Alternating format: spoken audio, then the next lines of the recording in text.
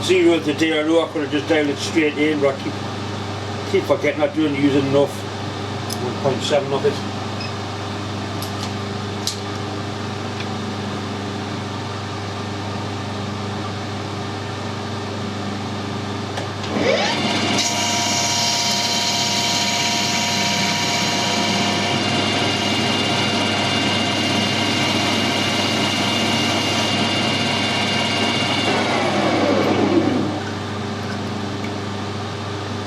Bang on 10mm.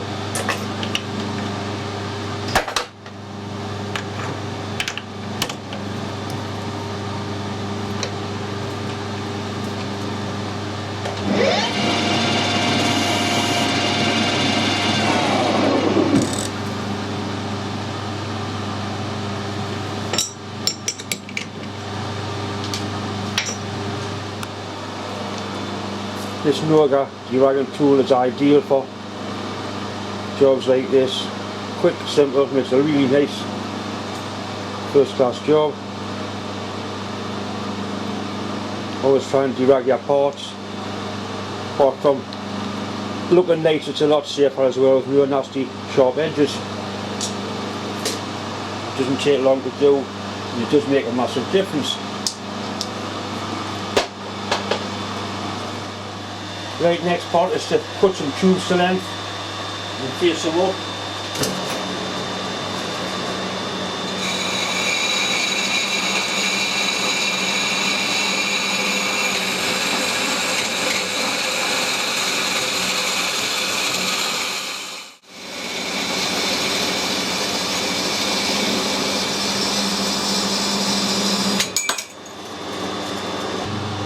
There you go, the tubes are cut. All I need to do now is square the ends up so they're nice and true.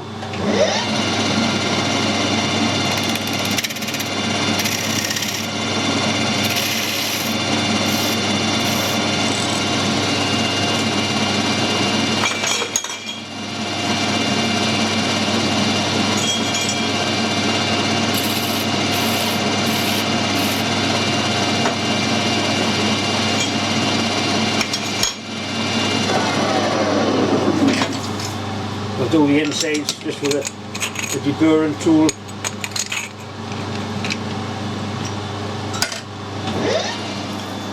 Once again, different blade this time, and that's all it takes to put a nice chamfer on the inside edge. Takes all the horrible rags off. That is a really versatile, useful piece of equipment.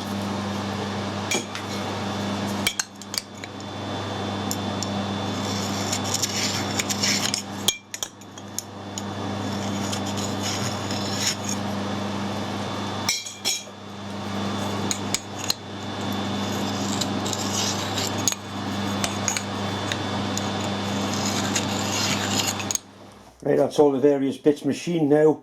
There's enough here to make 2 silencers or 2 moderators, and there's various holes and baffles going. What I'll do, I'll get a lot of send us 1 or 2 pictures of it when it's fully assembled and you can see exactly how it works. But I've got all the fits.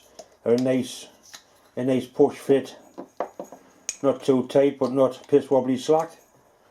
And I think the whole issue is just held together with some sort of epoxy glue anyway. So one more job done. This is the airline I'm running up to the other shop. It's hydraulic line, so I'll be able to bury it up the garden. It's actually 6.5mm bore, it's a 6.5mm drill, 6.5mm bore.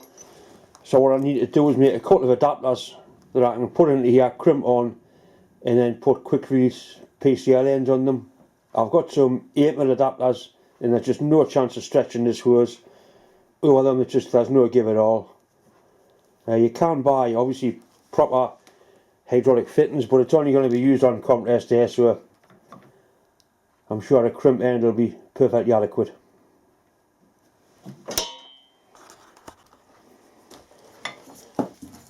I've got some hexy stainless bar, which I think it's stainless, certainly hexy bar. I'm just going to make them out of that. So basically there'll be it'll look something like that. That's what the hose goes on to, and that thread there is 1/4 BSP, and I have got a 1/4 BSP die.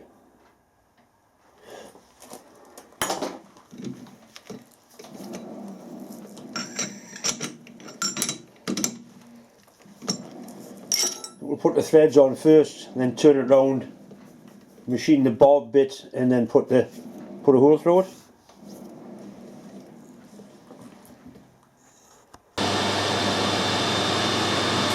The way BSP works, it's called 1/4 BSP.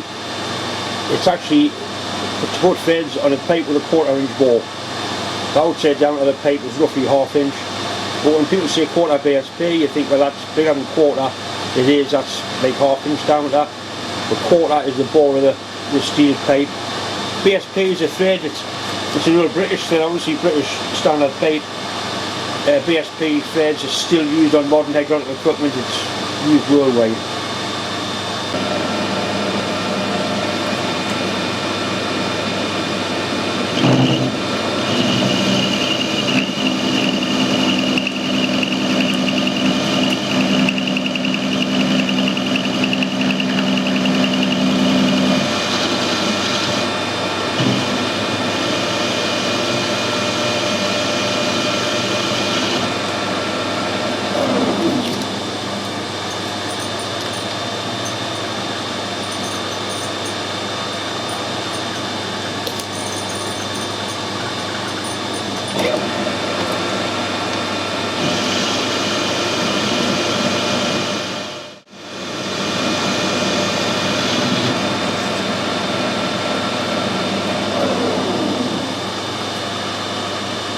That's down to 1/2 inch.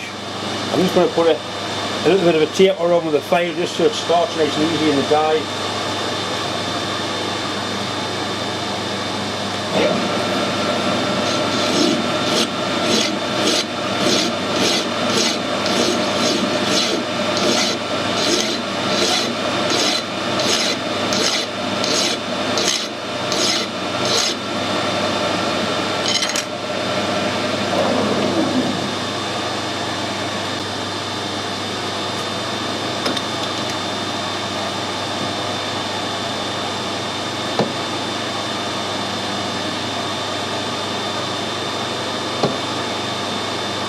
I'm just going to use the tailstock spindle to keep the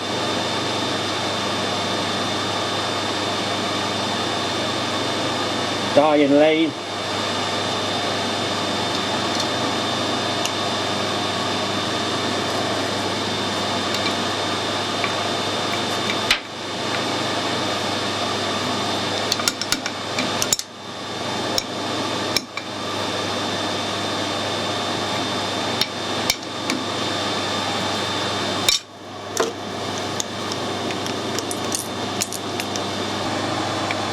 Don't be tempted to use a chuck key to do this.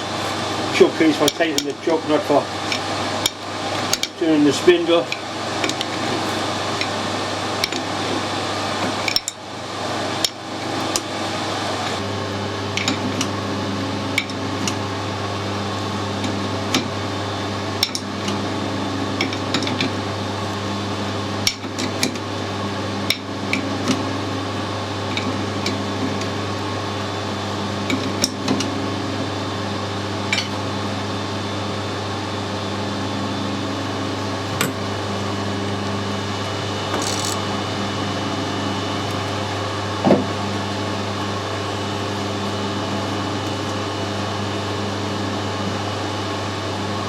Not easy work with one hand.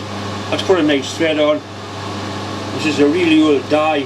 It's actually, you can see it there, got rid on 1/4 gas, which is basically the same as 1/4 BSP.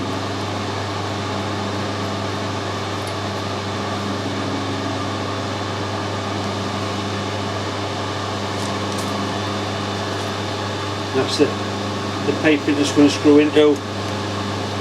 The die is actually cut a tapered thread, which is what we need. There'll be some P2 tape goes on there, that'll wind in nice and tight and it'll not be a problem. I would normally just cut that off with a hacksaw, but the way my hand is I can't use a hacksaw, so I'm going to part it off. But before I part it off, being on a hexi bar, I'm going to machine it round just to give the parting tool a little bit longer life expectancy really.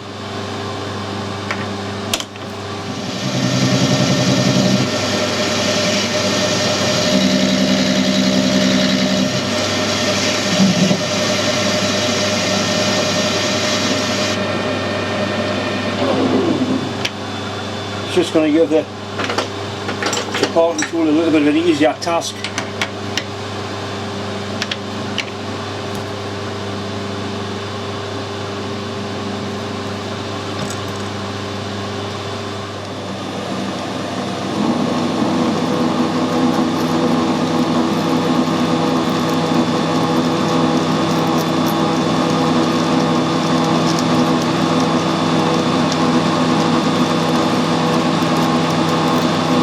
I'm just going to speed this up a little bit, just a little bit on the slow side.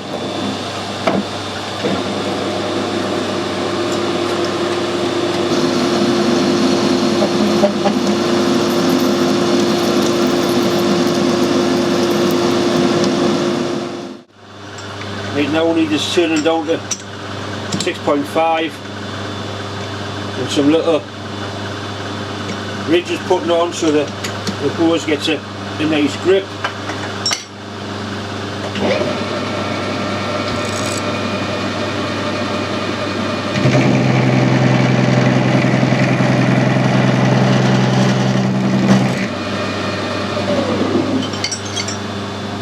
Which is the only problem using the 4-jaw chuck to grip hexi bar.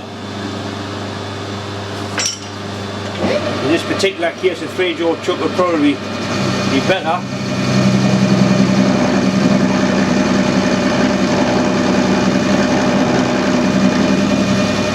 If anything accurate, I either use a collet there or a 4-jaw chuck anyway. 4-jaw independent chuck, that is.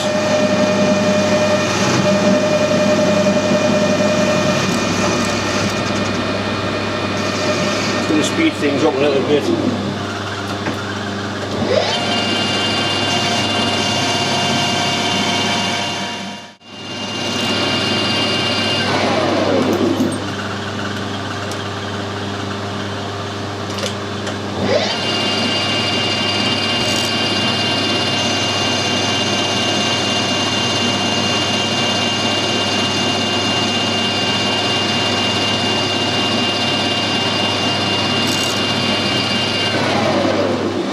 Found a little high-speed steel tool here that'll do the job, which is all we need.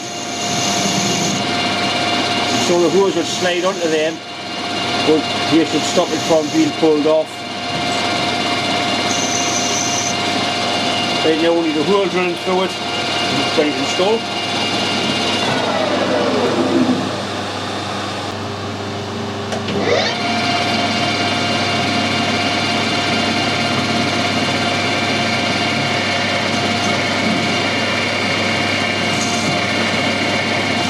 It's going to be quite restrictive, this little union.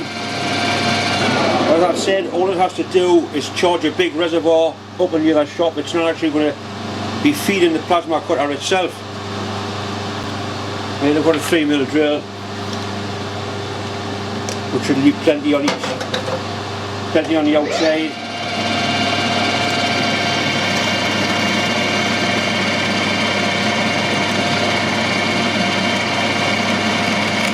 Keep backing this off because this drill's ambition in life will be to snap off.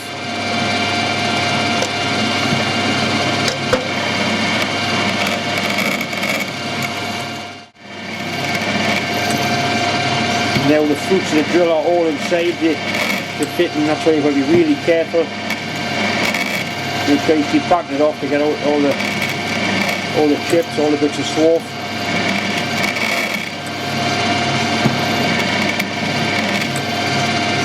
Just about there.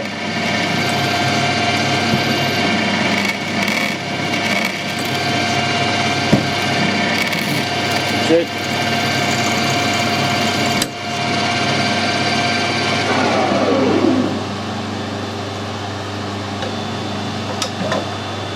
They're nice sharp edges that are going to grip onto the hydraulic hose.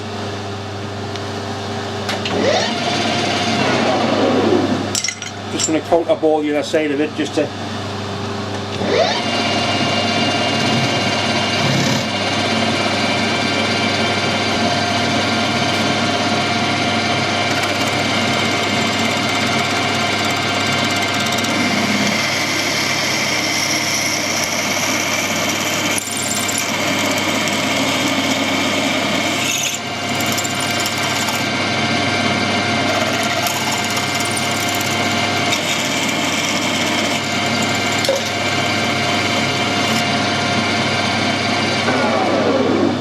One thing I haven't done is taken the rags off there,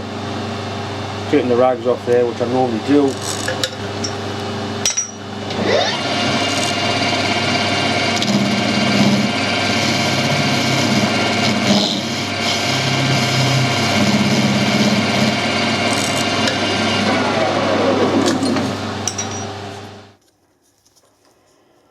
Let's put some thread tape on the thread just to seal them. Used to use asbestos and white lead in the old days. Now we've got this modern PTFE, which is obviously a lot safer. I don't think it does the job any better, but it's a lot safer. Quick coupling the screws onto there.